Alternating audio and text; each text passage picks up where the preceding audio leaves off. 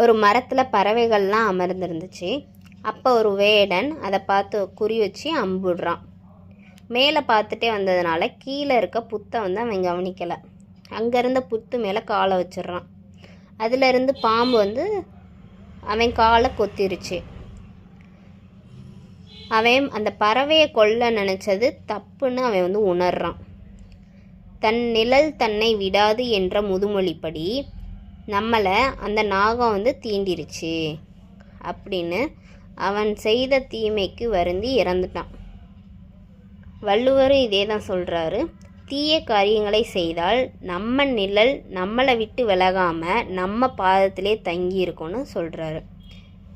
தீயவை செய்தார் கெடுதல் நிழல் தன்னை வீயாது அடியுரை தற்று. தீயவை கொடிய செயல்கள் செய்தார் செய்தவர், கெடுதல் அழித்தல் நிழல் ஒருவன் நிழலானது, தன்னை அவனை வீயாது விட்டு விலகாது, அடி அவன் பாதத்திலேயே உறைந்த அற்று தங்கியது போல. இந்த குறள்ல இருந்து ஒரு கேள்வி கேட்குறேன். வள்ளுவர் தீவினை செய்தவர் எவ்வித துன்பத்தை அடைவர்னு சொல்கிறாரு? கீழே கமெண்ட்டில் ஆன்சர் பண்ணுங்கள்.